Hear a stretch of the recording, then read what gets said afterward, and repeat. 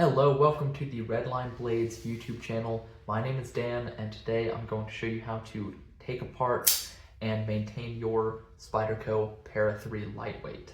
The knife I'll be demonstrating in this video is the Salt variant of the Spyderco Para 3 lightweight. This one is in Magna Cut steel with the yellow FRN handle. Everything you see on the table here are all the tools I'm going to use and everything you may need to take this knife apart. So with all that said, let's get into it. The Para 3 lightweight is a pretty simple knife. It's not too difficult to maintain. What I'm going to start out with here is a T8, a Torx T8, and I'm going to put it in something that's nice and big and sturdy. I really like this Weehaw stubby driver.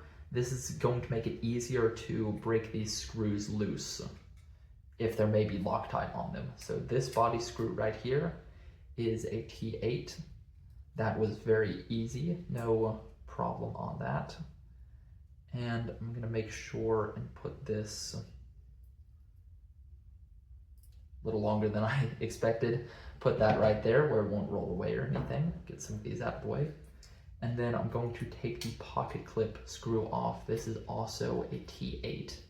And if you just want to swap the clip from left to right, this is all you need to do is take off this screw and push out this barrel, and then you would flip this, put the screw on this side, the pocket clip on this side, and you have it ready for left-handed carry. Now you're going to need a T6 for this screw up here for the stop pin. I'm not sure why Spyderco decided to make this one a T6 and the other two T8. It's a little bit annoying that you now need an extra bit, but whatever, it is what it is. And then the pivot is a T10. So I'm going to put that back into my high torque driver, size T10 bit. These are Weehaw brand bits. They're really, really high quality. That's what I would recommend, is invest in a good set of bits, and it will pay you back in not breaking and not stripping screws. So I have that done. And now this top scale should just pop off like that. You can see here is the lock bar right here. Here's the detent ball. And then the partial liner that goes on this side. I'm just gonna start wiggling the blade back and forth to loosen that up. And there's the liner off. And now I can take the blade off easily. So note on the Para 3 lightweight, there's only one single liner. It is here on the show side. The lock side does not have, or the pocket clip side does not have a liner. It just has this raised ridge on the inside of the plastic handle. Interesting design here. Now that I have everything disassembled, I'm just going to leave the stop pin and the pivot in. Those don't need to come out. There's no reason to actually go and take those out. It won't help you. So take some, this is just rubbing alcohol, isopropyl rubbing alcohol. Going to take that on a little cloth. These are gun cleaning patches. I find them really useful for cleaning knives because they come in these big packs and they're very small but tough and they don't leave lint. So I'm going to use my driver to get into that pivot hole, get into the detent ball hole, and clean all of that up. And then make sure you clean off your washer right here. Set that aside, and then clean the pivot pin right here. Clean all around that. And same on this side, I'm going to clean off the detent ball, clean there in the pivot area, and this partial liner. Now that everything is clean, it's time for reassembly. I'm going to take a synthetic grease here. This is Superlube brand. I really like this stuff. And I like a grease for washer knives because it will stay put better under the washers and last a little bit longer than, say, a regular oil. I'm going to start by putting a little bit of grease on the blade. This is the side that is going to go towards the plastic handle. And then I'm going to just put a little dot right on the pivot pin like that. You only need a little bit goes far, really, really far when it comes to lubricating your knives. And now on this side, I'm going to put, again, just some little tiny dots right here.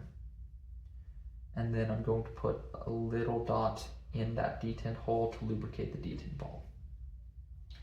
Now, as you're putting your washer back, you want to make sure and put on the side that was facing the blade and put it back in the same orientation it was. So if you look at this, you can see one side will be a factory tumbled finish and the other side will have some rub and polish marks. That's the side that goes towards the blade.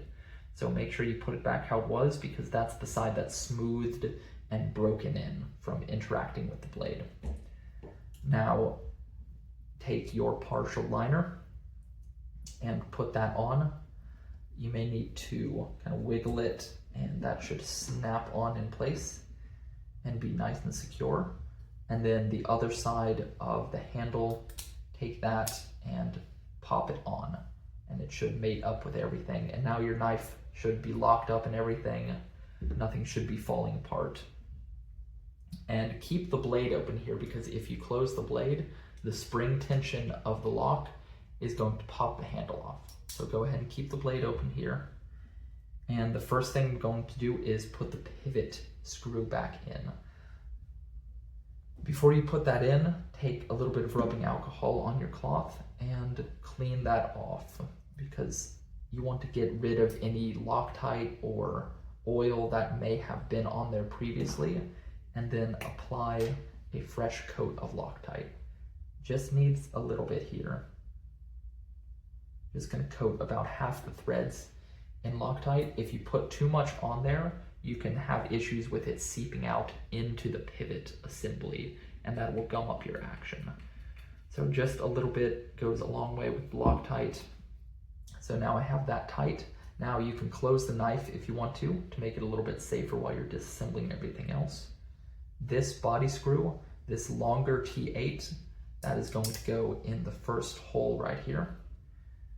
Take your driver with a T8 bit and put that in.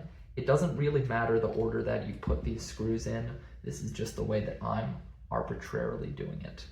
Take this barrel that goes to the pocket clip, and note that this is D-shaped, so make sure you put that in the correct orientation or else it won't go through. And now put the pocket clip on. With these bent over wire clips, a tip that I like is to use the clip itself to pinch the screw, and that can make it a lot easier to put on. And then use your driver and screw it in just like that. Again, this is a T8. And make sure that both sides of the clip are seating in the slots. There we go. And get that nice and tight. And same with this. And tighten that up. And then the last thing you need is your T6 again to put in the stop pin screw. I don't use Loctite on any of these because I'm just going to tighten them all the way down, and you shouldn't have any issues with them coming loose. If you ever do have an issue with these screws coming loose, just add a little drop of Loctite and you should have no problem. Now, let's see how the action is. So I think I have the pivot a little bit too tight. I'm gonna take my T10 and just barely the smallest movement of the pivot that I possibly can. Okay, the action is smooth. Test lockup, definitely a little bit of blade play. So that was too large a movement. I'm gonna close the blade and just the smallest amount of tightening that I can. Almost there. These are micro adjustments that I'm making. Really close, I can just feel a little bit of play left. And I think that should do it. I'm going to test in the closed position, feels pretty good. Test in the locked out position, just a little bit of play still.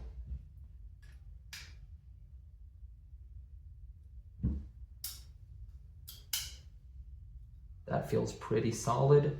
And test when the blade is locked open, but also when it's halfway shut or just a little bit partially shut, because the tension of this lock on the blade can make it feel like it doesn't have any play.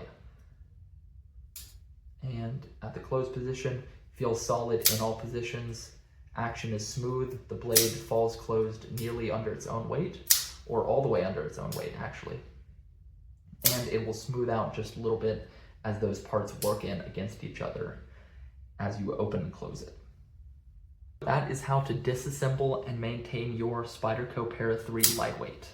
It's a pretty easy and simple process overall, as long as you know the right things and you have the right simple tools available.